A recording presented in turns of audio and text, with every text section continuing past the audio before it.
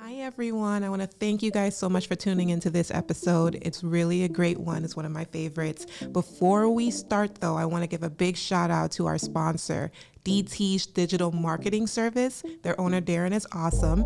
So if you're looking for someone with paid to help you with paid social media, marketing, any digital marketing services, he's your guy. You can reach out for a consult at dtsdigitalmarketingservice.com and reach out to Darren, tell him we sent you. Enjoy the episode. My name is Darren Thomas. I'm the owner of DT's Digital Marketing Services. DT's Digital Marketing Services is an all-encompassing digital marketing agency. We do everything from paid media ads. We also build out websites and landing pages. Our whole business is to drive conversions and leads and traffic to your website and to your business. So what led me to start this company was that people were coming to me, they're looking for ways to get the word out for their business, to market their services, and they didn't have the time to do that, right? They didn't have the time to invest into building ads and building campaigns and building websites. So I created DT's Digital Marketing to assist my clients and business owners with those projects. Some of the services we provide are website implementation, that's from design to the back end coding of the site. We also provide reporting services on data analytics from your site. We also provide basic SEO, which is search engine optimization. We provide paid media services as well, where we create campaigns from scratch on channels such as Facebook, LinkedIn, Google Search, Google Display, YouTube, and also programmatic media. So if you guys have different campaigns you'd like to run on Hulu and all the different streaming channels, we can work towards building campaigns for that and also tracking traffic on that end. Once we have our initial conversation is a free consultation. We go on to the strategy phase where I suggest, okay, here's where we either build your site, we build campaigns for you on Facebook, we build campaigns for you on search. I develop a media plan for you, and where month to month, you'll see how much it will cost to run these campaigns on certain platforms and how much it would cost to build your website. Then we get the show on the road with grabbing all your credentials. I will then implement the campaigns and the ads on your behalf, as well as implementing tracking. For more information about my services, you can visit dtsdigitalmarketingservices.com. If you're struggling with your digital marketing and you're not really sure where to start, I'm here to help. Therapy is a safe space for us both to grow. There's nothing that empowers me more with our community than just being who I am. Yeah.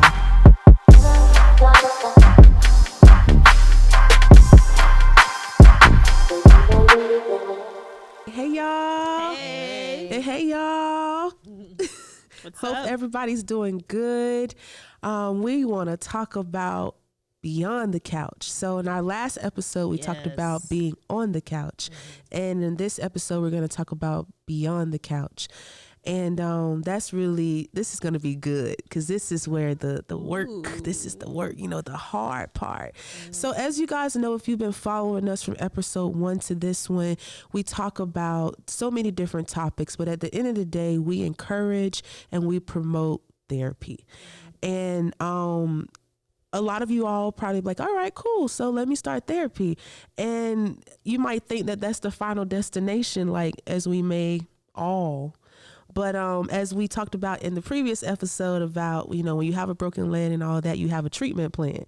And that's the same thing with therapy. So let's talk about our experience with our clients and them doing the work beyond the couch. How do y'all see that play out in your practice? It's challenging, and I think it's challenging on 2 levels. A lot of people, when they come to therapy, and I think maybe our 3rd episode or 2nd episode, we talked about what therapy is and what it isn't. Yeah. So please check that episode out if you haven't. But I think a lot of people come into this space with altered intentions that may not be realistic. So coming in, complaining about another person, which we know we can't control other people or a system or something like that, and not realizing that regardless of if they were wronged or if there was a traumatic experience that they had, that this is about you. Whether it's, how you react to things or how you don't want to react to things. So I find that a lot of my clients really do struggle with whatever they need to do outside of our 53 to 60 minutes together once a week. And there's some things that may contribute to that, like timing, right? Like, what do they have time, or do they make time to sit in whatever they're going through and really do the work outside of therapy? But it's very challenging to motivate people to do things outside of therapy. For sure. Yeah. And it's also, what are they gaining from staying in that mode, right? We talk about like secondary gain and EMDR. Like, what are you gaining from staying sick? What are you gaining from staying angry? What are you gaining from holding on to this trauma, right? So I'm always curious as to like, what are they gaining from not doing the work, right? If I'm giving you the books and everything else, and you're complaining about everything, and you're coming to the sessions and all your sessions are the same, I'm going to ask you, like, what are you gaining from this repetitiveness? That's fair. Because you keep looking for it. I'm not here to keep telling you everything to do and how to cope with this moment or validate every moment. It's for you to be able to get out of that loop yourself. And I'm the guide. So you got to figure that out. Like, when are you going to take the leap to step outside of it? 'Cause I can only give you so much awareness. Yeah.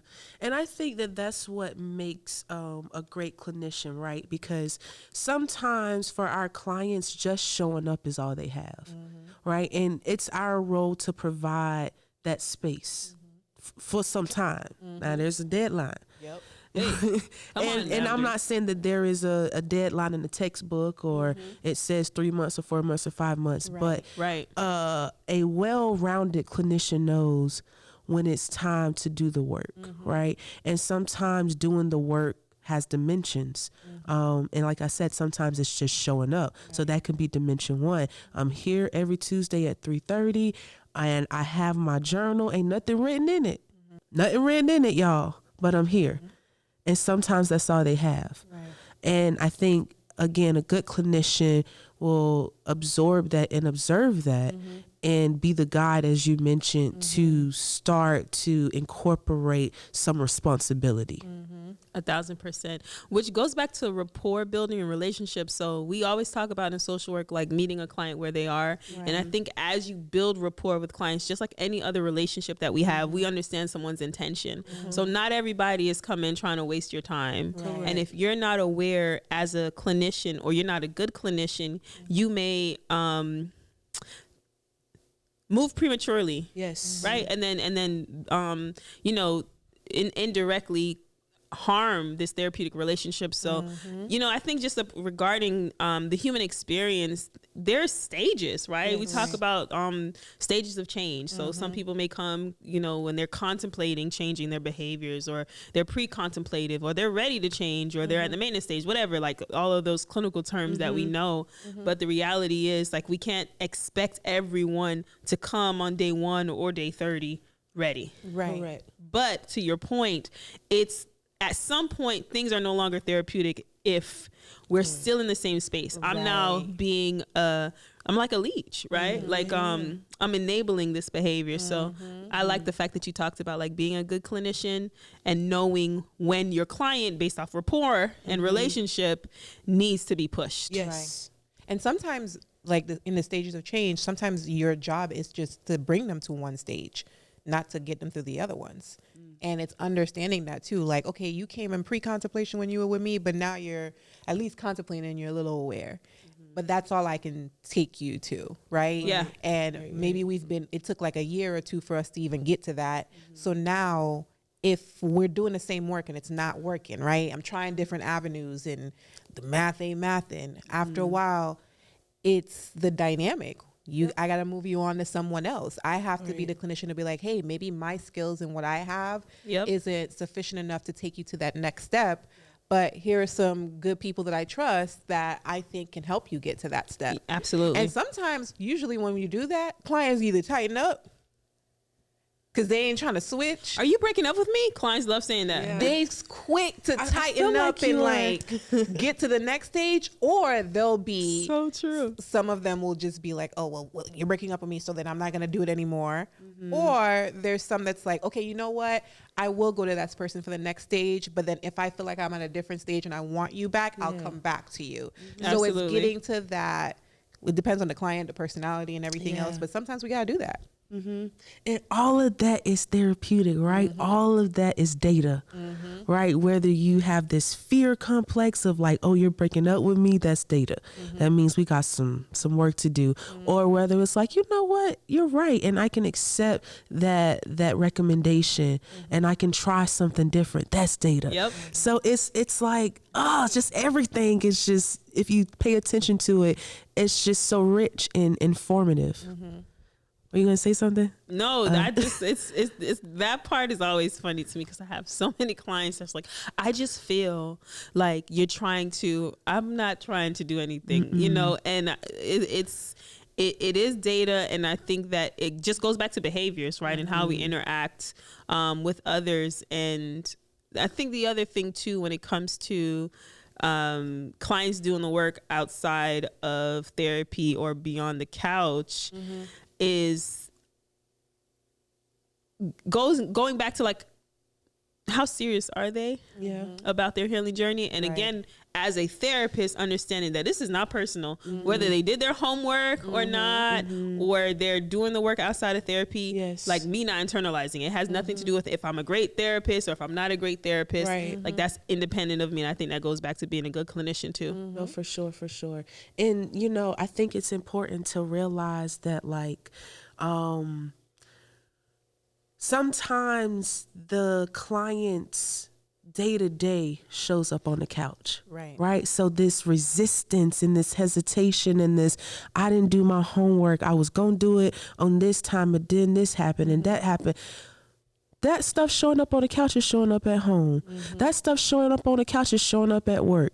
It's not always the boss. It's not always your coworker. It's not, you know, and that's, again, going back to the episode before this one, sitting in this chair, sometimes you get those realizations that like the same behavior is mirrored in them 50 minutes.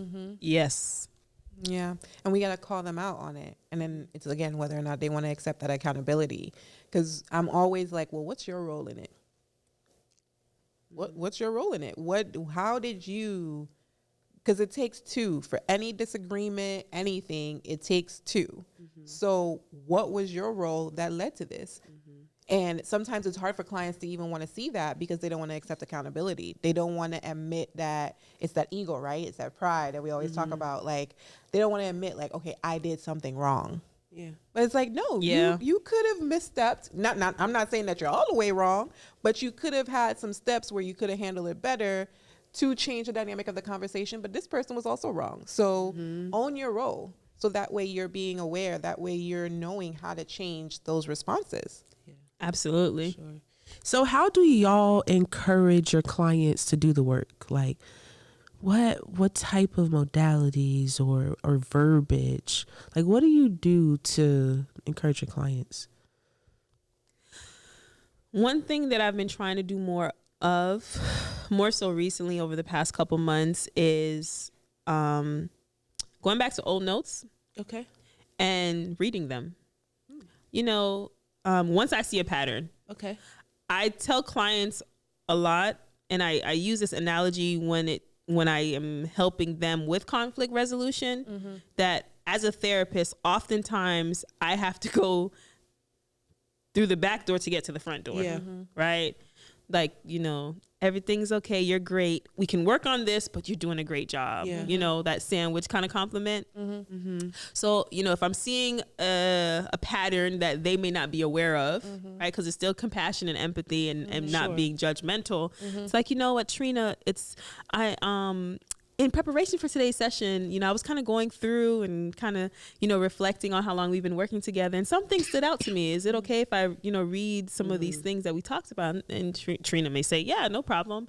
Like, you know, we're in September now. And back in January, I remember kind of the headspace you were in. And I wrote some of your quotes. and you said X, Y, and Z. And over the past couple weeks, you've shared those same comments and thoughts. You know, what do you think about it? Because all my clients are super educated. Yeah. They know all the diagnoses. Yeah. They know what's wrong with them. I mean, just, I don't even know why I'm the therapist, because they're so great. Like, they can psychoanalyze themselves. Come on. I'm not, because you are a great therapist. Right? Yeah.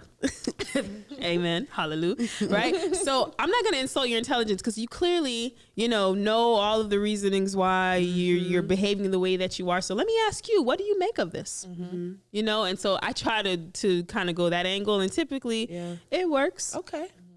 All right. I go based off of their personality. If they're, depending on their personality, I'll be more direct. Depending on if I know they're like more dysregulated, I'll be more like, it's direct but more softer. Like, hey, you've been saying that you're going to do this homework and you're going to read for the past 3 weeks now, and you're saying that you're struggling with your anxiety, but you're not doing any homework. Like, at some point in time, we're going to have to face that, right? Yeah. At some point in time, you're going to have to push yourself. It's not about, oh, when I feel like doing it, or today I said I was going to do it, but I'm not going to do it. It's just about doing it. And if you don't push yourself past that, then I can't push you past that. Yeah. Right? So it's being Absolutely. able to let them see, like, we're going to keep being stuck. And I'm always big on telling clients, like, bro, don't waste your money on me. Like, I do not do it. Obviously, I want to make a living, but I don't waste clients' time and waste clients' money, right? I have like a EAP program that I'm with, and clients get like a limited amount of sessions, and some of them will want to like schedule a first session with me right away, and I'll be like, no, let's do a consult. Let's see if I like you. Let's see if you like me. Like, I'm not trying to waste the limited resources that you do have, right? So that you can get the help that you need. So sometimes it's just the approach and how you kind of make them face it and see that window, and just going from there. Awesome. Yeah, and in addition to what y'all said, what I've found to be very helpful is honesty.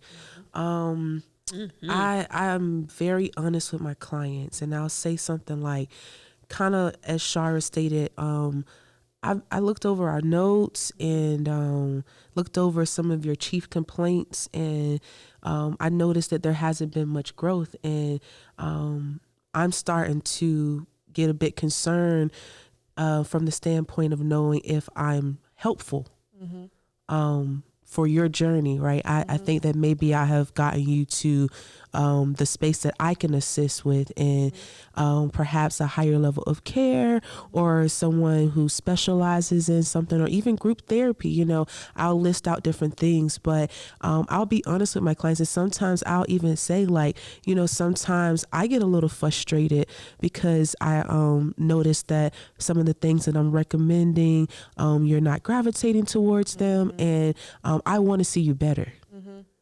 You know, and when I'm honest with them and I'm very transparent, sometimes that helps my clients either say, yo, you know what, it's me, you're right.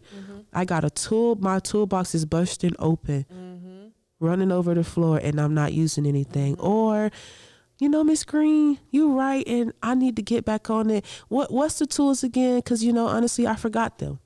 You know, so it can go one or two ways, but I think that honesty and sometimes being transparent and saying, I'm frustrated just like you. I know you got to be frustrated that when you go home, you're still impulsive. When you go home, you're still responding to texts. You know, I know that that's probably frustrating for you. Because you tell me in session, like, I know I shouldn't have done this, but here's what I did. So that honesty seems to be very helpful. Yeah.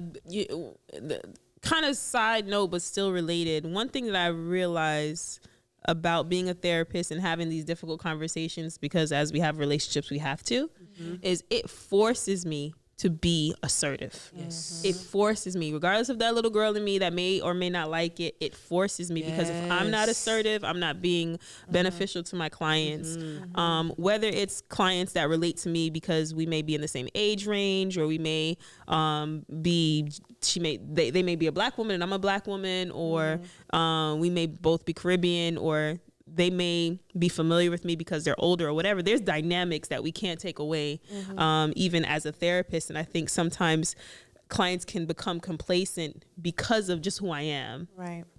And our dynamic and how close it may feel. Yes. So I then have to be assertive, and honestly, it's uncomfortable.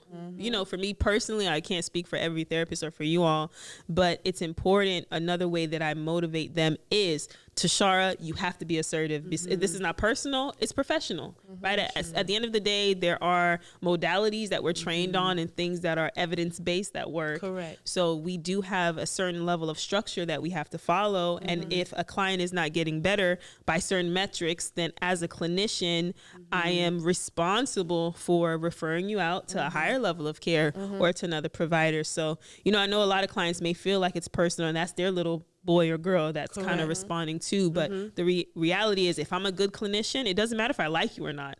I'm obligated to provide you with a service, and if I can't, I'm obligated to be honest with you and direct and assertive, like, you know, this isn't working and here are some other resources that can better assist you.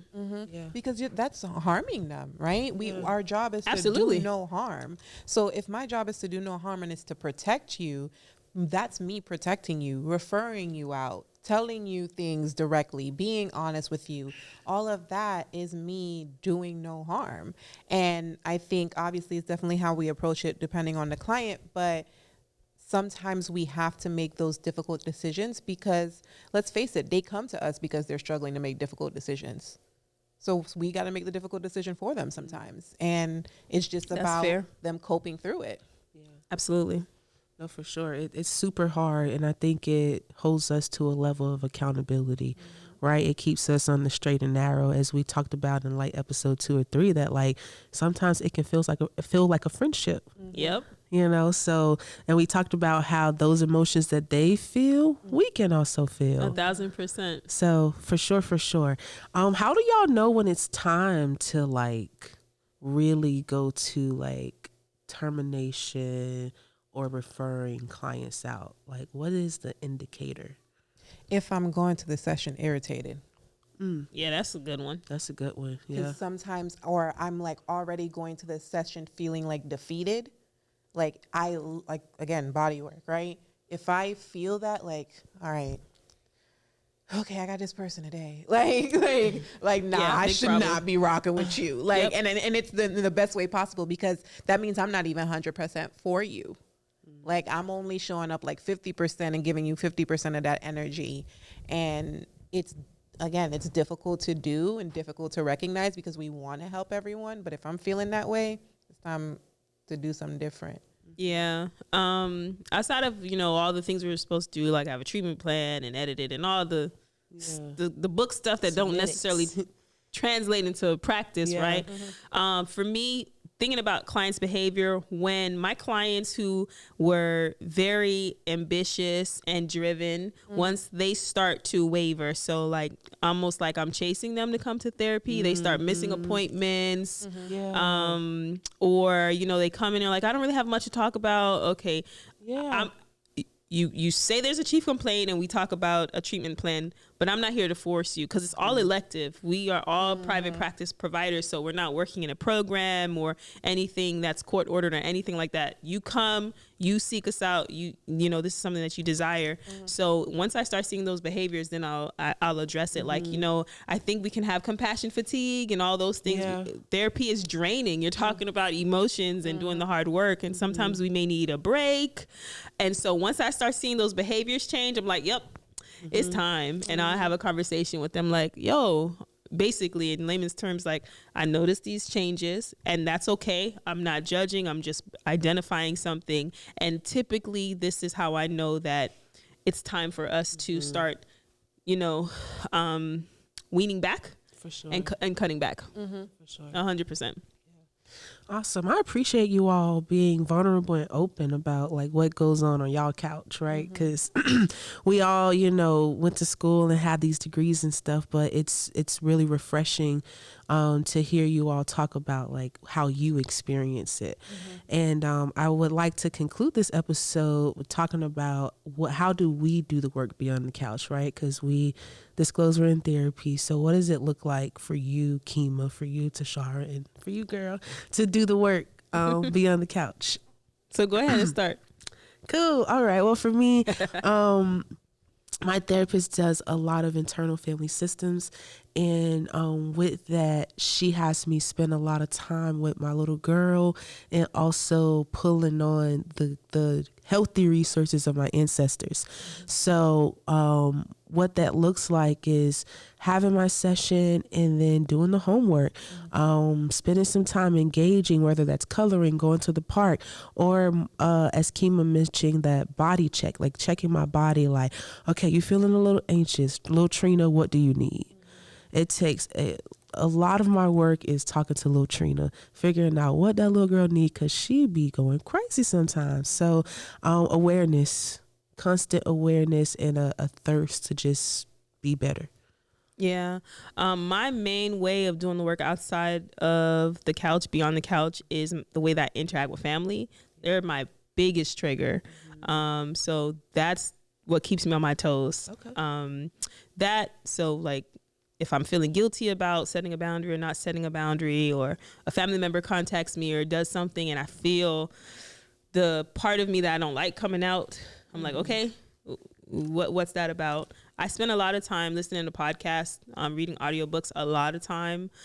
So those are some of the ways that I actively work on self-development. I prioritize those. I have podcasts that I listen to weekly. They come out on Tuesdays and Wednesdays. And I love like Natural Eayze and some other therapists in their books. So that's what I do. Nice.